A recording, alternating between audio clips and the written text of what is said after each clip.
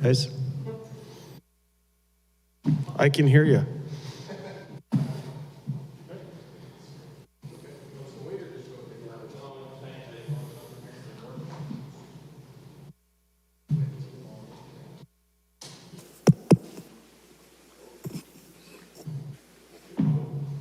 Yeah. Hey, Jay. I read. So, I'll ask very generally, do you have any update on your future with the hockey club or what you would like it to be? Well, I've worked here for 7 years, proud member of this organization. This is my third different job title, and I enjoyed it. I enjoyed my time here, and I don't have any update on it. Ken and I, we're getting through our player meetings right now, and I'm sure we'll sit down early next week and work through it. Jay, I wonder as part of your coaching process at the end of each season, what do you do to evaluate yourself and to look back at how the year went and things that went well, lessons you learned? I imagine you got all kinds of notebooks. Mm-hmm. What's your process now? Well, you mentioned one of them right there is I take detailed notes on every day as you work your way through a season.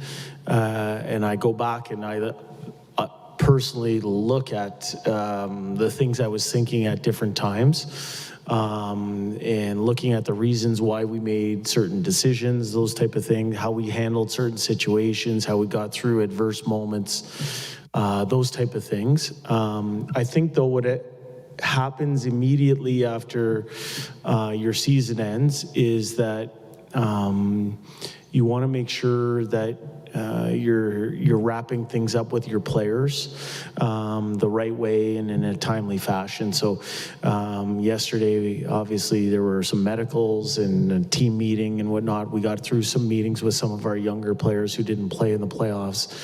And then over the next couple of days, you meet with players and you ask good questions, and most importantly, you listen. How much better a coach do you think you are at the tail end of this playoff than you were, say, before game one of the whole experience started? Yeah, I do. I think experience is really important. I felt ready for this opportunity in February based on my preparation through 17 years in professional hockey. I felt ready heading into the playoffs because I've been part of a lot of playoff games in different fashions or different job titles, but it wasn't my first time in this league at getting ready for a playoff series. But I think when you work your way through, you learn different lessons along the way.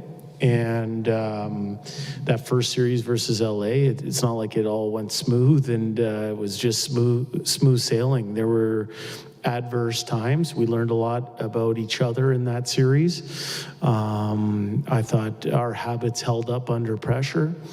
We worked our way into the second round series versus a heavily favored Calgary Flames team, the number one team in our division. We were able to dispatch them in timely fashion, and learned a lot of lessons about our group during that series. And then obviously headed into the third round of the playoffs, and it didn't go our way. And I think you can learn as much and maybe even more lessons when you don't achieve what you want, and that's the process that we're filtering right now. We're learning and processing those lessons. Jay, what's the most important thing you've done here since February 11th?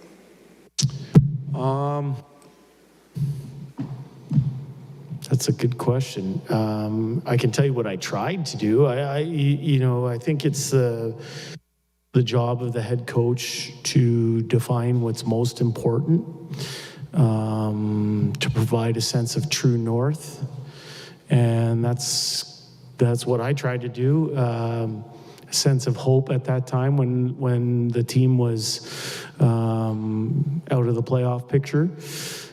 So try to provide a sense of hope and a spirit of optimism. Jay, you look now, you have the off season. How much of an advantage will it be for you to prepare, rather than come in with 24 hours notice for a team? What's going to be the biggest advantage as a coach for you heading into training camp next year? Well, I'm going to get to that question. I want to start out by saying one of the advantages of coming up the way Dave and I did at that time was there wasn't, we got thrown right into the fire. And, I think it was 5 games in 7 nights, 7 and 9, travel all over. The team was out of the playoff picture. We were going to play a murderer's row of Tampa, Florida, and Carolina on one of the road trips and all that kind of stuff. So what we did at that time, we just tried to use our eyes, our instincts. We weren't beholden to any biases on players or anything like that. We just came in and tried to use the benefit of our experience in order to make the best decisions possible. It didn't mean we made every right decision, but we weren't caught up in all the stuff around the team at that time. We just tried to push our team forward a little bit each day. So that, I think, even though it wasn't ideal or typical or normal for people in their first opportunity, I didn't see it as a bad thing at the time. I think going back to your initial question about the advantage, I think the preparations for next season began yesterday. And I think, and it goes back to Ryan's question, it starts with a thorough review of what occurred. And it's what occurred during the 2021-22 season. It's about what occurred during the, from February 11th till June 7th. And it's also about what occurred just specifically in the playoffs. And I think when you do your work, you actually go through and you're meticulous in your approach, in your how you review things, I think answers become clear. And when you start to find answers, that informs how you want to proceed going forward. So I think there is advantage to that. The one advantage you might have is lots of head coaches don't necessarily know the young players in the organization. They come to camp, you've got 2 weeks of training camp, and they got to make an impression on you. You look at guys like Broberg and maybe Nima Lyon, Holloway, etc., Skinner. When you go to camp, every team's got to bring in a few young guys every year. It's a young league. Do you, when you evaluate guys, will it be easier because you don't just have to focus on 3 preseason games when you're looking at those players, and even maybe a guy like Ryan McLeod and where you think he can go? Yeah. I think the players you mentioned, and based on my experience in Bakersfield, I have shared experience with a lot of the players in our organization. So it's not about seeing them for three preseason games and making an immediate judgment based on just only on what you see. You have a shared experience. I think. You mentioned Ryan McLeod. One of the things when we first came up, Dave and I, we knew that Ryan McLeod was an elite penalty killer in the American Hockey League. At the time, the penalty kill was taking on a little bit of water from December 1st till February 10th or 11th or whatever it was.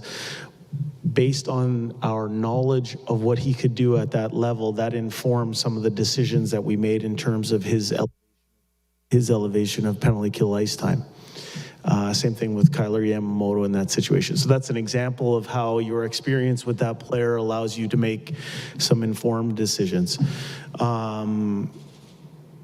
For me, with those players, I not only have shared experience with them, but they have shared experience with me. And so they're very clear on what expectations are. They understand that I value being tough-minded on standards of performance. And I think they could attest that I have a keen understanding of how people operate. And that's a core tenet of my coaching philosophy. I don't think it's one or the other. I think it's a blend of both. Hi, Jay. Yeah, I hope I paraphrase this correctly or fairly, but I know you've said a few times that the difference between being an assistant coach and a head coach is being a part of the decision and then ultimately making it when you're the head coach. Yeah. How did you feel like your decision making came along as you got your feet wet and grew in the playoffs here as a head coach? Yeah, I think for me, I tried to follow the same processes that led me to this position. I think on February 11th, the team was 5 or 6 points out of a playoff spot. I think my mandate was to get this team into the playoffs. We made the playoffs. We won 2 rounds. We made it into the 3rd round. And along the way from February 11th till June 6th or 7th, we had to demonstrate an ability, we and me specifically, had to demonstrate an ability to make hard decisions. And I don't profess to say that I made every right decision or our coaching staff made every right decision, but we played hockey in the month of June. And I think if we would have taken that bargain on February 11th. And so I'm proud of our players. I'm proud of our coaching staff. I'm proud of our organization that we made it to that point. But there's more there. In order to get to where we want to get to, we have to continue to strive to improve. And as I said to Jason, that process began yesterday.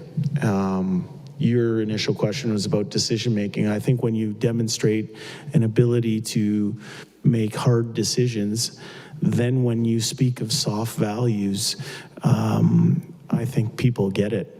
And so, yeah, hope that answered your question. Yeah, there's a part of your answer that was going to lead me to my next question, and that's, this team has made incremental steps over the last few years, and obviously this one in the playoffs making a bigger step. But getting from the conference final and getting swept in the conference final to getting to that next step is probably an even bigger one. What needs to happen for that to materialize and ultimately win the Stanley Cup here? Well, it goes back to Jason's initial question. I think you got to do your work. I don't think there's any substitute. Hard work works, and now we're in the process of really looking at every aspect of our operation. We're happy with how far we got in the 2022 playoffs. When I say happy, I mean we're pleased that we took a step here. But we're not satisfied. Our bellies aren't full. And for us, we're going back to examine every aspect of how we do things. And there's no substitute for that. So we're pleased with how far we got. But as I said, we're still hungry. Our bellies aren't full. Couple of questions, Jay. One, housekeeping. Was there anybody else who was hurt and playing in the playoffs apart from Leon and Darnell? Yeah, there was lots of guys. I'm going to leave that. Jim, Ken, after.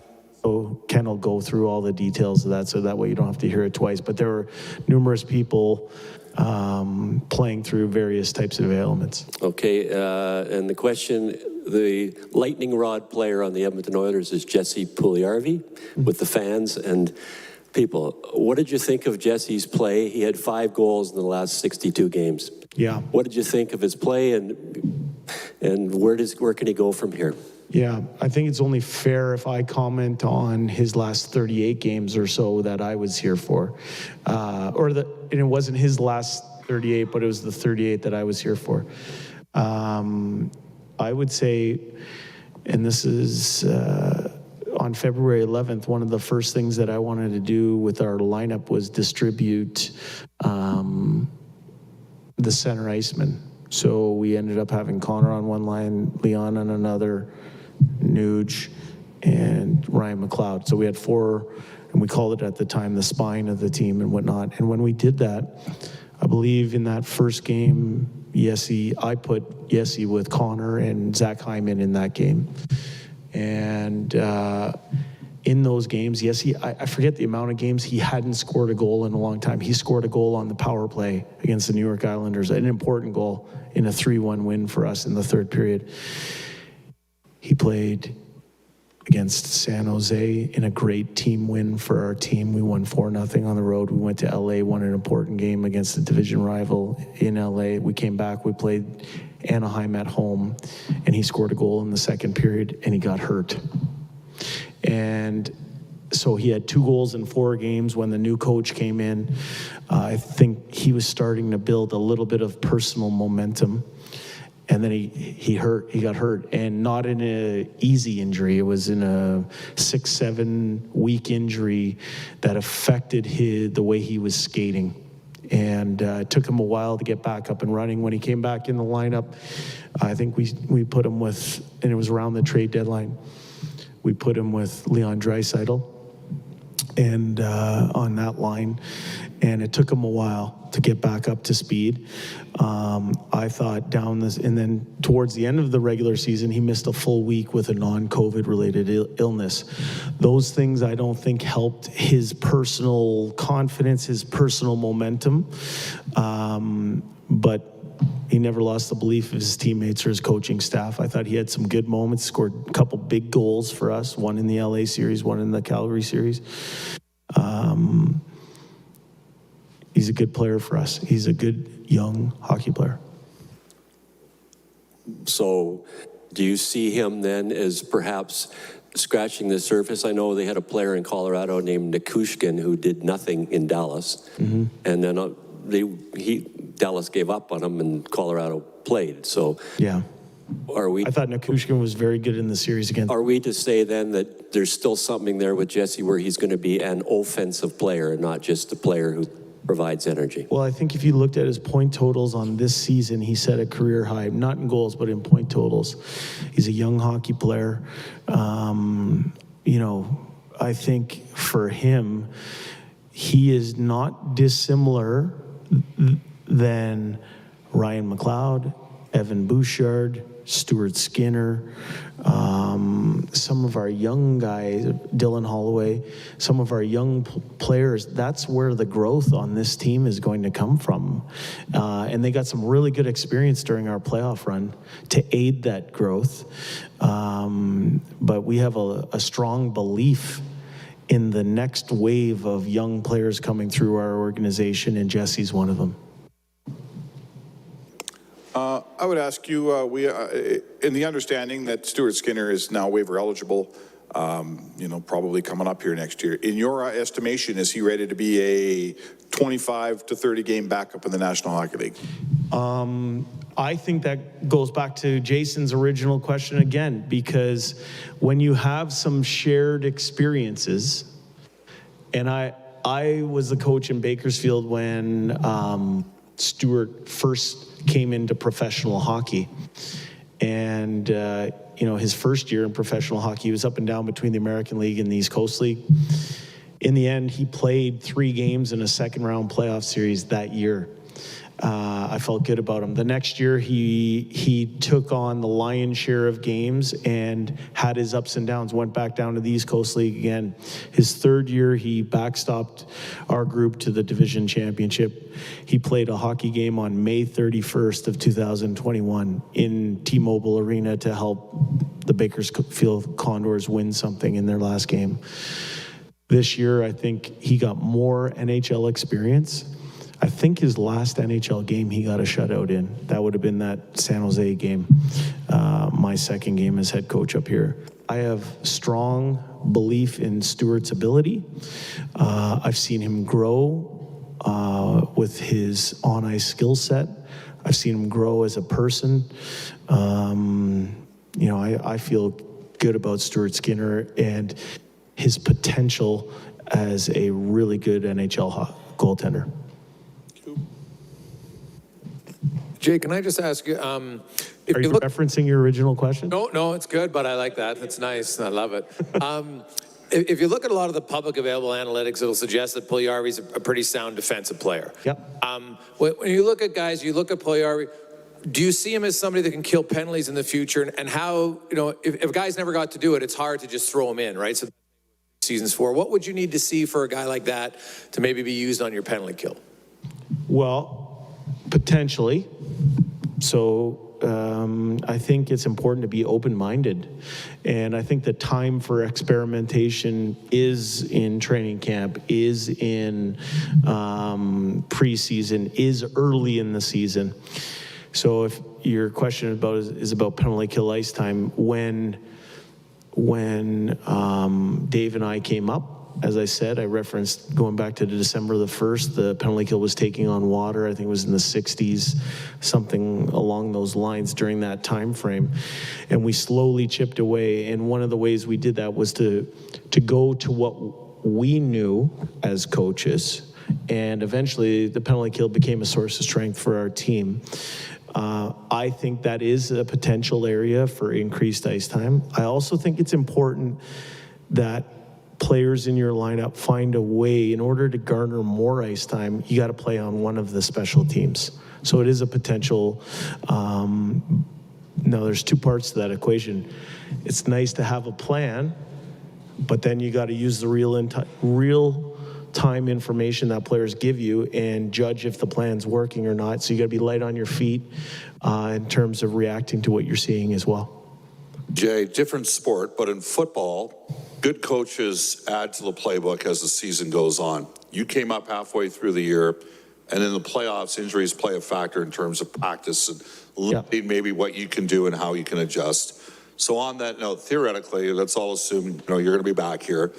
How beneficial will be that increased practice time, especially in the start of the season, so that you can, down the road, maybe change some things out, not have to necessarily solely rely on video to make adjustments versus series? Yeah, that's a very good question too, because if I look at one of the challenges that we faced as a team from February 11th on was the schedule and lack of practice time to be able to implement some things you might want to implement. And that's why, I would walk in here and you guys would roll your eyes when I would say, oh, we're concentrating on one thing or the lead domino and this is what we're doing and this is what, it's because it's hard in that situation to give the buckshot theory of this, and this.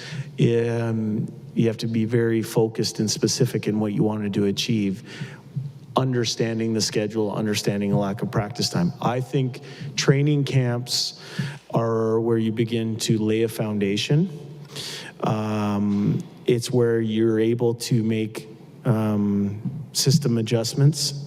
It's where you're able to set yourselves up to compete, because you're able to compete with each other in training camp so that you can compete for each other as the season goes on. I'd be curious of your take on being a first-time NHL coach in this country, in this market,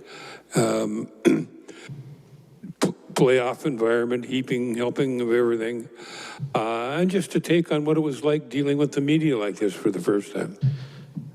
Well, a lot different than it was in Bakersfield, California. I can tell you that. It was, and that's not disparaging to the great people down in Bakersfield, but it was typically one newspaper reporter and maybe a TV camera once in a while. But for me, I looked at my daily opportunity to be with you good folks as an ability for the coaching staff and me specifically to communicate directly to our fan base. I think we have the best fans in the National Hockey League, the most passionate fans, the most knowledgeable fans. So I think it is unique. It's unique to a Canadian market. It's unique to a great city like Edmonton. It made me better. It made me really think about the message that I wanted to get across to our great fans.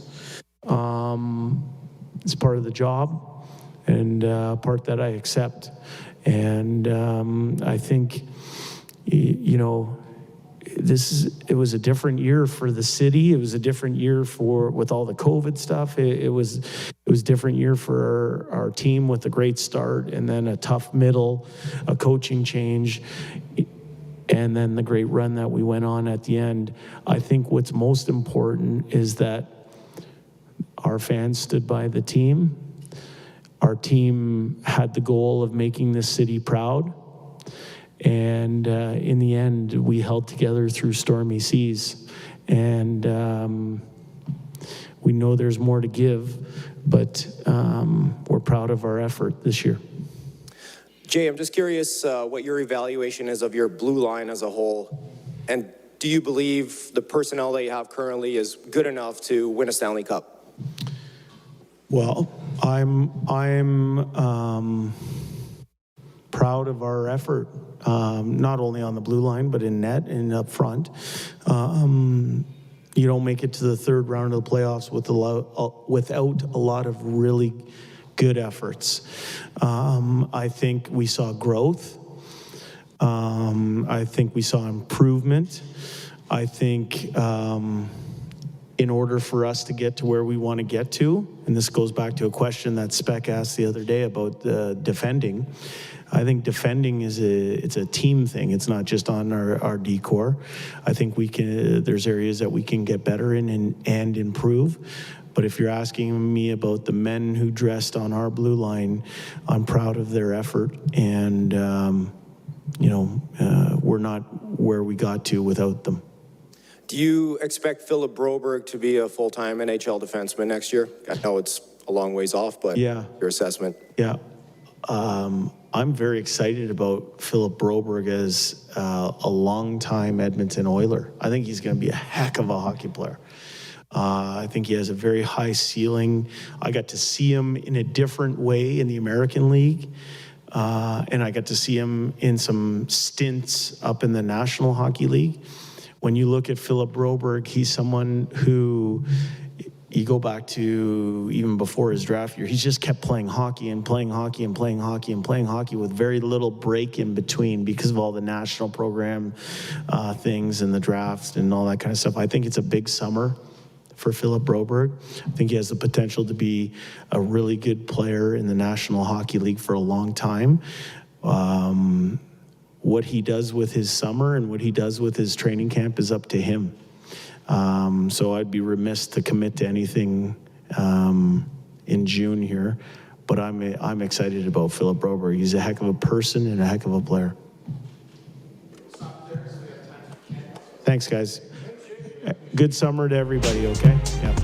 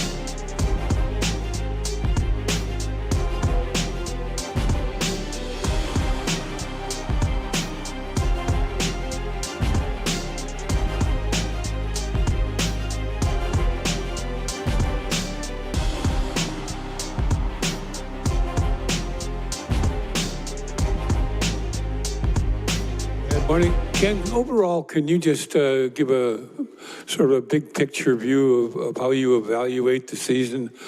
How big of a step this team took? How close you are? How far you are away? All that sort of stuff? You know, I said to our guys yesterday morning, 32 teams started in September, and we were one of 4 playing in June. So that's a pretty big step. When I look, I've been here for 3 years, and when I look at the way we've played in the playoffs, or the play-in series against Chicago, and then I looked the way we played last year against Winnipeg, and the way we looked in the playoffs this year, we've made great strides in the way that we've playing in playoff hockey. I believe we had the highest point total, Oilers point total in 35 years with 104 points. Saying all that, that's the positives. The negatives are we're having a press conference today because we're out.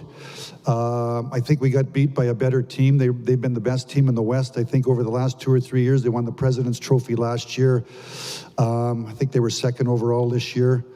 3 games were decided by basically a goal if you take out the empty netters, games 1, 3, and 4. So I think we've made lots of progress. We've got more work to do. Every off season's a busy off season. I've got lots of we've got lots of difficult decisions to make this off season, but I think that we're going in the right direction in terms of obviously the ultimate goal, Terry, is to win the Stanley Cup. And when you've got the nucleus and the core that we've got, that's as the manager, that's what I'm trying to do, is to build around that core of people and to eventually take another step. But I think that we had lots of positives this year. Okay, in terms of those difficult decisions, can you start with where you see your goaltending picture in the immediate future and what your priority list might be?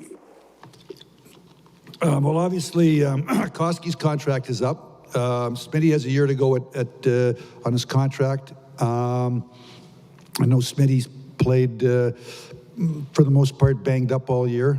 So Stu Skinner is a guy that certainly is in our plans heading into to next year. Beyond that, I got to kind of go through the process. But I'm going to walk you through. You know, we lost out 2 nights ago. Yesterday we had meet the players at 1 o'clock. I met 3-4 players yesterday afternoon. I think I've got 13. Yesterday morning we met all the Black Cases. Exit interviews yesterday, today, and tomorrow. Get everybody's thoughts. Many of them want to get out of town, and then basically starting Monday, I'm going to start to go to work on next season. Now, I've been thinking about next season. That's part of my job in watching the games in the playoffs. But now next season really begins in the next couple of days. Ken, and you might have the list, Darnell shared with us that he had a torn hip flexor. Leon didn't really want to talk. We know it's more than one injury. You're the general manager. Can you update us on some of the more significant injuries that compromise your players, specifically starting with Draisaitl?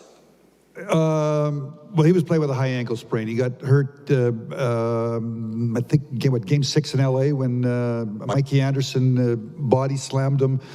And it was a struggle. You know, you guys saw, I mean, he was going down the odd game. He'd go down after a shift, he'd go down, he'd come back, and he was playing in a lot of pain. So, you know, for me, watching what he went through, I mean, obviously he couldn't practice. He only could play, and he played, but he had 30, 35, 33, 34 points. It was unbelievable at the level that he played at with what he was going through. Nuge was playing with an injured shoulder. You got Nurse with the hip flexor. The last game, Jesse hurt his shoulder. I mean, come playoff time, they play, but I think it's probably Jesse's a 4 to 6 week injury. You know, Smitty Yamamoto was in concussion protocol. So, and then beyond that, I mean, I went through it this morning with TD Force. There's 5, 6, 7 other guys that were playing banged up, but that's this time of the year. That's what NHL players do. They play banged up. Will Nurse require surgery? Right now, TD told me as of 15 minutes ago that he does not think anybody needs surgery, but we're getting pictures on a few people, and we'll know more in the next few days. Ken, you mentioned that, the team made nice progress this year, but obviously didn't get to where you ultimately want to get to. If you had to point to one or two areas of improvement you feel this team needs over the offseason, can you do that right now in terms of, where you need to improve to win a Stanley Cup next year? Well, I'm going to, they think we're in a cap world. One of the things you need is an internal push. And anybody that's, I said this yesterday in the room, if you're 24 and under, we need you to take a bigger piece of the pie. And whether you've been on the team or, you're in the American League, we need you to push. We need you to push this off season, take a week off here to get your, mental health and get yourself kind of, all cleaned up, and then you got to dig in here in the off season to be ready to come into September and push for a bigger piece of the pie, bigger responsibility, bigger role, bigger minutes, whether it's penalty killing or chipping in, or some young player, whether it's Broberg or Holloway, to try to push to make the team. Desharnais, Niemelainen, Samorukov. That was my message to all those young players yesterday. So number one, to get better, part of it's got to be internal. It's a cap world. You can't just go out and spend a bunch of money. And go to $110 million. So number one is the young kids. Number two, I think that we had, we've had some players that had tremendous years. We need them to push hard this season to stay at that level. And then I think the third, falls on me and my staff as we analyze what we can or can't do as I work the phone. Leading up to, anything's going to happen, it's going to be the week of probably the draft in terms of trades. Obviously, a week after that is free agency. So we'll see where we're at. I haven't met any of the. I met some of the players, but this afternoon and tomorrow I'm basically meeting the team. Yesterday was the Black Aces, the young players that were here, the American League players. So I'll have more information in the next couple of days as to what the veterans are thinking. Evander Kane, how hard are you going to push to bring him back? Do you believe you can bring him back?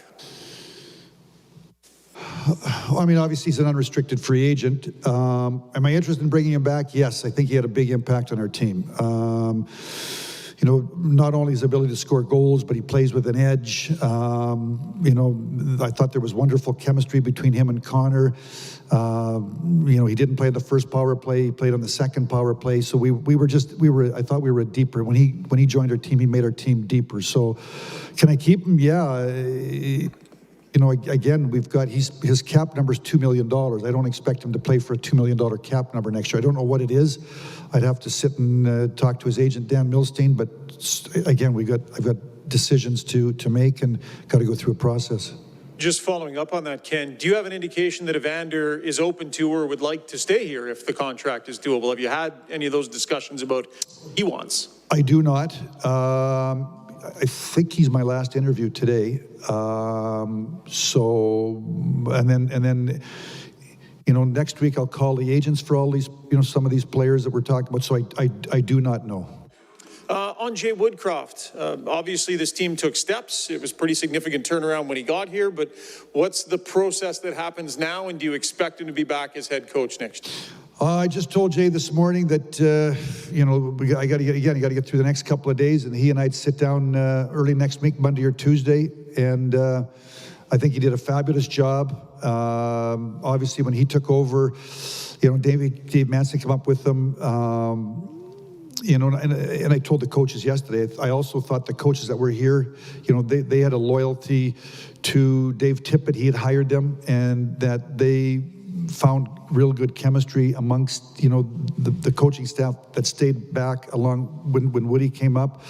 And that, I think we were at 6 or 7 points out of a playoff spot. And what did we play the last 40 games? I think top 5 in the league in points to play our way into the playoff spot. So I thought Woody did a fabulous job. The team responded to him. And I told him he and I meet on early next week, Monday or Tuesday, and have a discussion. But would I like him back? Yes, I'm interested in him coming back. I want to hear what he's thinking, but I think he did a great job and was a big part of what we accomplished. Ken, having seen what your team did in the postseason this year, you've talked in the past that, going all in at certain times kind of depends on where your team is at. Do you feel you're closer to an all-in moment now based on how your team performed this postseason? Describe all-in moment. Like, you talked about at the trade deadline, like, maybe you give up a first, where it's like, I'm not too worried about the... Well, to answer your question, and I think Daniel Nugent-Bowman, it hits me up. When you're in, I'm expecting that we're going to be in LTI next year with Clefbaum. When you go to the trade deadline, so I don't know if you really know how LTI works. Like, the reality is when you get to the trade deadline, we're sitting with very small amount of money to work with. I mean, that's why what we did this year at the trade deadline, Kulak was what, 1.8. They ate half the money to get to 900, but they also took Lagos, and the reality is we took about $150,000 on to strike that deal with Montreal, and then we ended up doing a deal for Brassard where they cut it in half. We really took on probably $600,000-700,000 of cap space. That's the reality that I'm looking at next year at the trade deadline, because I'm not expecting Clef to play. I'm expecting we're going to be in LTI. So to do some big deal at the trade deadline and take on some guy that's making $4 or $5 million, I got to move $4 or $5 million out. That's the reality of being an LTI. So that situation, that all-in moment that you're talking about, is mega difficult. So then, with that said, Bill Armstrong's on record as saying, hey, I'm open for business. I'll take on contracts and such. Is the Clefbaum one that now he's not going to play, is it imperative to try to move that then to give you more flexibility? Well,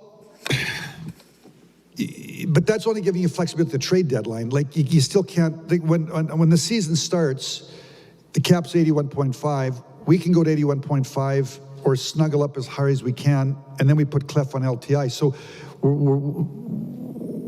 I wouldn't want, why pay a price? You're paying a price to try to create some space for the trade deadline. Do you understand? I guess not even just Clef, like a few other contracts. Would you? Oh, okay. Yeah, I mean, I'll explore anything. I mean, certainly, I'm up here. I understand the age. You look at what Connor and Leon accomplished at the playoffs. I mean, basically 2 points a game. Playing, almost a 100-point team in LA and a 110-point team in Calgary and a 120-point team in. I mean, we played three of the top teams in the Western Conference, and so certainly. And then, obviously Kane had almost a goal a game, and Zach Hyman had 11 goals, and so I understand that. Now again. There was a question here, was Evander Kane. I got to find out what's going on with Evander Kane. So it's a puzzle. I got to piece all this puzzle together. I got to find out what some of these people are doing. Then I will explore making trades that would be in the best interest of the team for the 22-23 season. What am I prepared to pay some assets to try, if I think that there's a deal there that can make us better? The answer would be yes.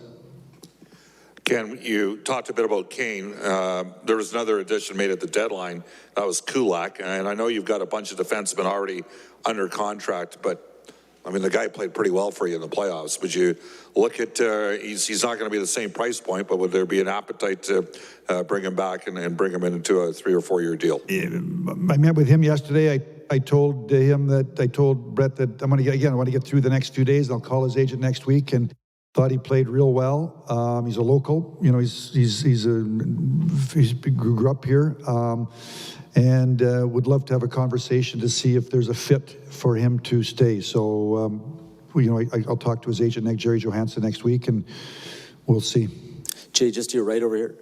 I know you touched on Jay. I'm just wondering, in your conversations with the players, why did they respond so well to him, and what is it about Jay and Dave that they did so well to turn this team around?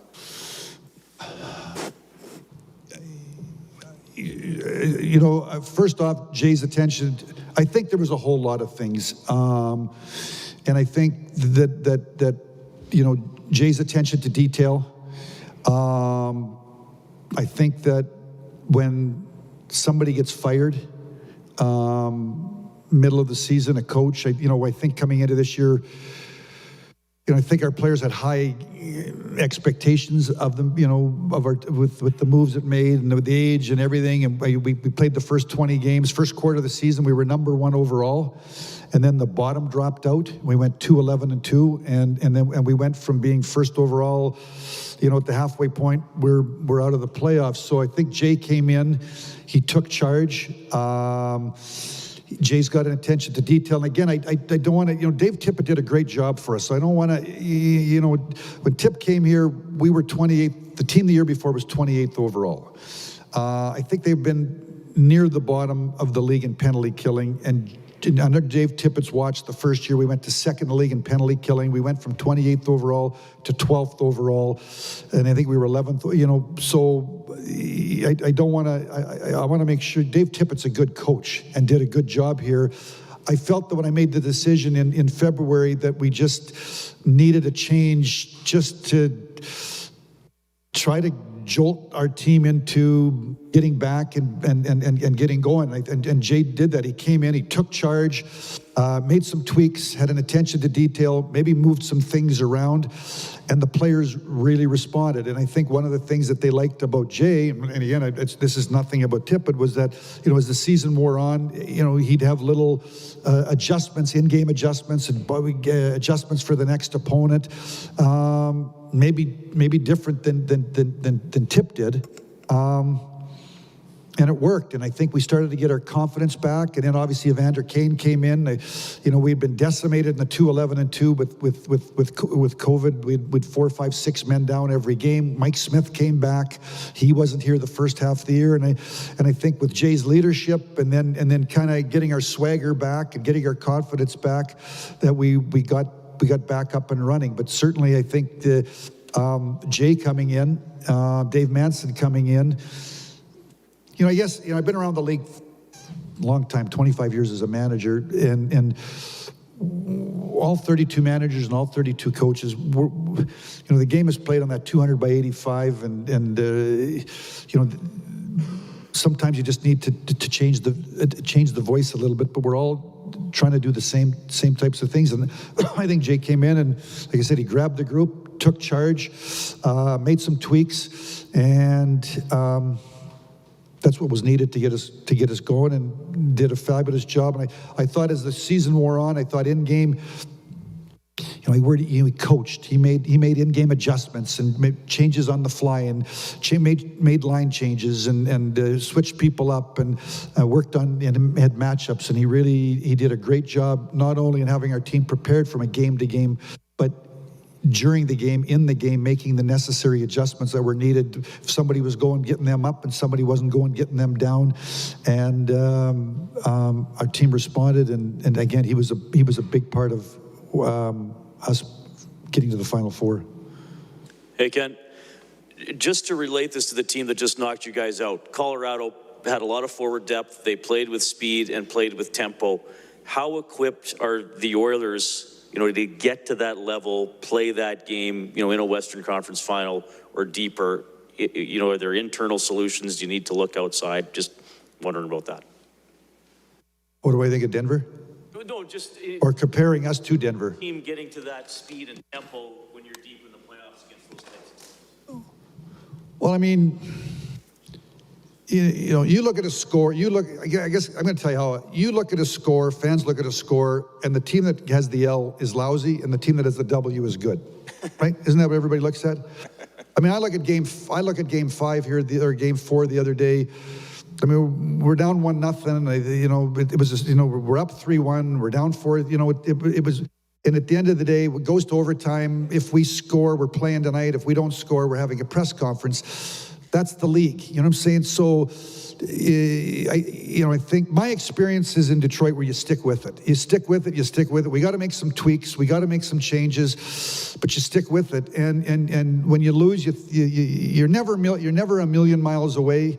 And I've had the fortunate to touch the Stanley Cup 4 times, and and be involved in 4 Stanley Cup. But the margin of error, the margin that is difference is marginally so. They're the best team in the West. They won I just said they won the President's Trophy. They've been good for 2 to 3 years now. They've been building to be good. So do I think we're a million miles away? I don't. I think we're in the game, but I also think there was teams that are out that were not in the Final Four or in the Final Two in the West that are going to be back next year pushing to get into the Final Two in the West, like just because they're, I don't know, Calgary, Vegas, St. Louis, Minnesota. I'm going to rattle off 2 or 3 or 4 more teams. The difference between all these teams is marginally, and you're going to go back in this offseason, make some tweaks, they're all going to make some tweaks and make some changes. We're all starting from scratch on October the 7th or 10th, whenever the season starts, and you got to go do it all over again. And I think that, we're growing, we're building, we're making progress, and you got to be there banging on the door year after year after year after year after year, and you got to be a playoff team, and then you got to. So Colorado's the best in the West, but there's going to be teams, not only Edmonton, there's going to be other teams in the Western Conference that feel like next year they want to play their way in and be one of those 2 teams in the Western Final to try to represent the West. So I just think that the margin of difference between so many teams is when you get into the round of 16, and then the round of 8, and then the round of 4, these games are decided. Like we just lost 3 games by a goal. We were down 7-3 in game 1. We pushed to 7-6. I thought we had chances in game 1. I thought they did a great job, and they snuffed us out in game 2. And then it's 2-2 with 10 minutes to go in game 3, and they score a goal, and we hit the post, puck goes down the ice, they score. If the puck hits the post and goes in, it's 2-1. The puck hits the post, they score, it's 3-0. You watch game 4. That's the National Hockey League. That's why we're not winning and losing 6-1 and 7-1, and we're thumping them or they're thumping us. These games are decided by such a small margin. So that's why you stick with it. You stick with it. So I think we can play with any team in the Western Conference. Again, we were number 1 overall over the first quarter of the season. We were in the top 5 of the league in regular season points. The last half the season, I think we had the highest point total, like I said, in 35 years. We got to the Final Four. We beat a 110-point team in Calgary, but we're not good enough. We're not good enough right now today to win the Stanley Cup. But we're not this far away. But we got to make some tweaks. We got to get some push from our kids. We need some of our younger people to make a push. The manager's got to make a couple of tweaks. The coach is going to make a couple of tweaks, and we're going to come back and we're going to see if we can. Got to try to play our way back into the playoffs again. Put ourselves in the exact same position. And hopefully the experiences of this year, the experiences of the Winnipeg playoff series, the experiences of missing the play, all the experiences will allow us to go further. Goaltending, most important position on the team. Yep. So here's what we know. Skinner's coming in next year is probably going to be your backup. Koskinen's going somewhere else. Your team needs to give up less goals here. I know it's not all on goaltending, but you can't give up 5 a night in the playoffs. Yep. Do you have a number 1 goalie for next season? Mike Smith told us the other day he wasn't sure he was one. Do you have one? I don't think we have a number 1 goalie. I do not know. We have 2 1As this year with Koski and Smitty when they're both healthy. I'd like them. 1A and 1B. How do I describe 1A and 1B? The guys that can play 40 to 45 games. A number 1 goalie to me can play 55 to 60. Yeah, I don't think many guys play more than 60. Now, Mark, what is there in the league? 10 or 12 of those? If we went by definition, you and I sat down, and then the reality is they're difficult to. I don't know if any of them are available. So I haven't worked the phone. I got to sit down with Smitty. I haven't met Smitty yet. I'm not sure what he's thinking. I have not met Koski. I think Koski's today and Smitty's tomorrow. I'm gathering information, and then I got to make some decisions. What's that? You need one to win. Well, everybody, you want one, but I'm going to do the best that we can. I think it's an all-encompassing. Do I want a number 1 goalie that's a stud that can play? Yeah, I think 32 teams want that. It's like NFL quarterbacks. mean, there's not 30, you know, it's a unique position, so there's only a small amount of those. Certainly, and many of those, Mark, many of those are homegrown. They're drafted, they're developed. You know, you look at the last night's game, I mean, those two are homegrown, you know, Shesterkin and Vasilevsky. So certainly we've got hopes for Stu Skinner, but I think he's 23 to really expect that he's going to come in and play 50, 55, 60 games, I think is too much to expect and too much responsibility to put on him. So I got to go through a process and figure out what to do. Where we're going. To think that we're going to end up with a number one guy that can play 60 games and he's a legitimate number one. He's 27, 28 years of age. The odds of that are pretty slim. But I haven't worked the phones. I don't know what other people out there are thinking. Managers in terms of who's available, who's not available. Is one available? And if is one available, they're going to want a massive price. I mean, they're not giving those guys away. They're going to want a massive price. So I don't know if one's available. And then I'm going to try to figure out a way to make our team the best that we can make it heading into September. I got to meet with Mike Smith. I thought, you know, we're in the Final Four. I thought Mike Smith, Koski, they dug in for us. They dug in for us all year. You don't make the playoffs in the National Hockey League without getting good goaltending. I thought Koski and Stu Skinner the first half of the year, and then Koski and Mike Smith. And then Mike Smith was a battler and was a big factor in us getting into the Final Four. So, but certainly Smitty's 40 years old. You met with Smitty yesterday. He gave us everything that he could. And I got to meet with him to see what he feels he's got in his tank, and he knows the league, he knows his body, and I got to gather some information. But certainly, I know that I've got to make some decisions in goal between now and when we get to camp. I can just. Oh. I got 5 more minutes, and I get my first. Okay, I'll get. I appreciate it. Yeah, Ken. Just one for me over here, Ken. You referenced like being one of the top teams in the Western Conference, thinking that you can play with any of them and getting to the Final Four. So I just wonder, as you're kind of making your last tweaks here, are you kind of trying to team build toward beating those, kind of playing against those teams and beating those teams, or are you just trying to play more to your strengths? I guess what I'm asking is, are you trying to get to the point where you can match a Colorado or match a Calgary or a Vegas or whomever, or are you trying to kind of play to your strengths? Build your team? Daniel, first off, you're sitting here at an Edmonton press conference. Most teams are having massive off-season decisions about their roster. We're in a salary cap world.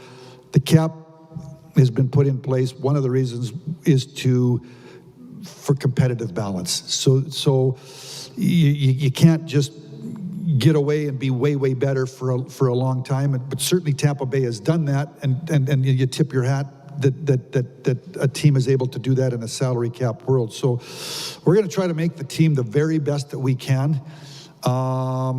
And then go to training camp. Obviously, the goal is to be a playoff team, to try to have a good regular season, and then you got to go out and do it all over again.